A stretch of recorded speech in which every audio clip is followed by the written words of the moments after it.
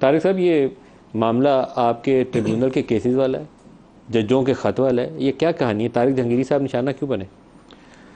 मलिक साहब, गुजारिश ये है कि तारिक जहांगीरी साहब जो हैं वो, जैसा कि अभी मेरे भाई अलीम अब्बासी साहब बता रहे थे कि उनका जो कैरियर है बतौर वकील के वो तकरीबन सारा इस्लामाबाद में ही गुजरा है। क्रेडिबल शख्सियत के हामिल हैं और एक ऑनेस्ट और कम्पिटेंट जज हैं।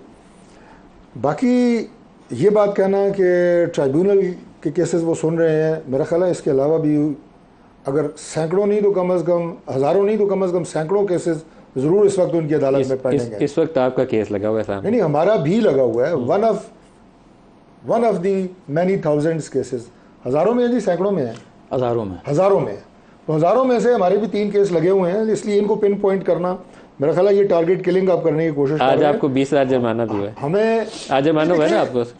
तारिक जहांगीरी साहब ने किया। देखिए, बात ये है मलिक साहब के ट्राइब्यूनल ना पाकिस्तान की तारीख में पहली दफ़ा बने हैं, और ना जो वो क्या कहते हैं जंग के सिपाही होते हैं उनके लिए कोई घोड़ा, तलवार, बंदूक, पिस्तौल नया होता है। सियासी बंदे के वैसे लिए तो इलेक्शन के मैदान में उतने हर दफा ट्रिब्यूनल में केस जाते हैं। मैं आपको यही अर्ज कर रहा हूँ कि मैं 2002 इलेक्शन लड़ रहा हूँ। आपका केस बात मुकम्मल कर, तीनों लोगों का केस इस वक्त मैं अर्ज कर दूँ, आप मुझे बात ही नहीं करने दे रहे। तो ये मैंने इसलिए मिसाल दी कि हम सियासी सिपाही हैं, ट्रिब्यूनल हमने कोई पहली दफ़ा नहीं देखे, केसेस भुगते हैं। मैं पहली दफ़ा 2008 में मेरा सबसे पहले नोटिफिकेशन जो है वो चैलेंज हुआ।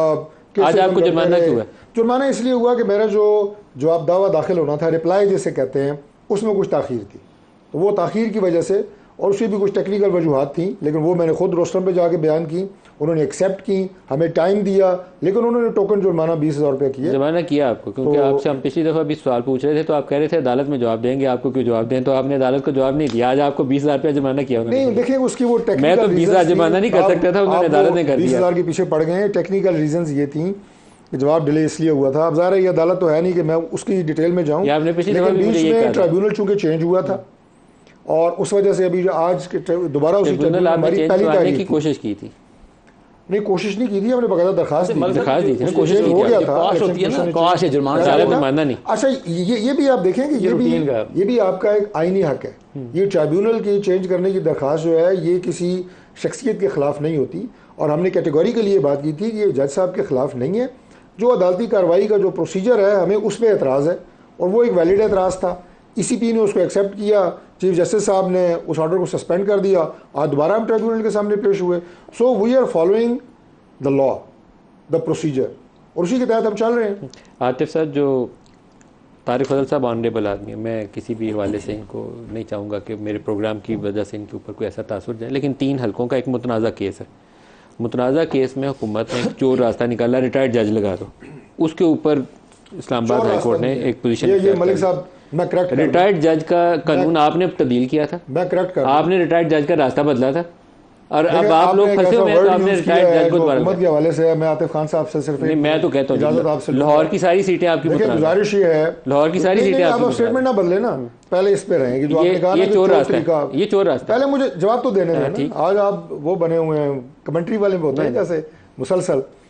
ये प्रोविजन इलेक्शन एक्ट 2017 में पहले से मौजूद थी। आपने लॉ चेंज किया, हमारी इंटरिम गवर्नमेंट के आखिरी 2 महीनों में वो रिटायर्ड जज वाला कानून आपने बदला, तब्दील किया गया, आपने बदला ना? और अभी दोबारा उसे अपनी असली हालत में रेस्टोर किया, इसलिए कि अब आपको जरूरत थी उसकी। हमारे कानून बैठे हैं, पूछ लें इनसे। वो सर्विंग जज काबू नहीं दिया सर, लॉ आपने बदला था कि नहीं बदला था? नहीं, हमने बदला था, इसलिए कि रिटायर्ड जज काम नहीं कर रहे।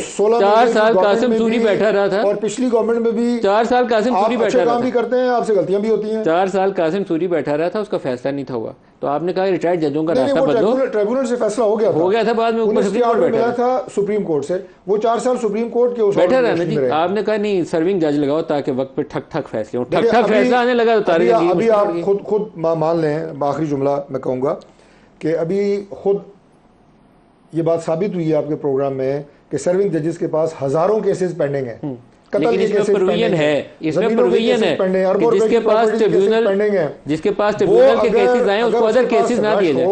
नहीं, इसके अंदर प्रोविजन डाली गई है बिल्कुल कि अगर कैसे उसके ऊपर जब एक्स्ट्रा लोड है तो उसको दूसरे जजेस जो दूसरे केसेस हैं for the time being high court उसको रिलीज टाइमिंग नहीं दे और हटाएंगे। वो ट्रिब्यूनल के हमारे केसेस को ट्रिब्यूनल पहले के day pass to day hearing करके आज फैसला भी करे। तकरीबन 10 रेगुलर केसेस थे, उसके आपका बाद फैसला हमारा सुना केस ना था। जी उन्होंने, वो तो डे टू डे हेयरिंग पे तैयार बैठे हुए हैं जज साहब। नहीं करें डे टू डे हियरिंग, तो वो तो लेकिन आप मैं आपको ये परेशान कह रहा ना हूं हो कि वर्कलोड उन पे केसेस का प्रेशर पूरे पाकिस्तान में सर्विंग जजेस पे बहुत ज्यादा है। सर, आपने ये लॉ क्यों प्रोविजन बदला था? इलेक्शन आपको एक्ट पता है कि आपने में लॉ इस क्यों वजह बदला से था? थी आतिफ साहब, रिटायर्ड जज की, और उसको रेस्टोर किया गया, चेंज नहीं किया आपने गया। बंद किया था अपनी हुकूमत में, पीडीएम के दौर में आपने बंद किया था उस रास्ते को, क्योंकि आप लोग का ख्याल था कि रिटायर्ड जज काम खराब करते हैं, सर्विंग वाले ताकतवर होते हैं, सर्विंग इज मोर पावरफुल।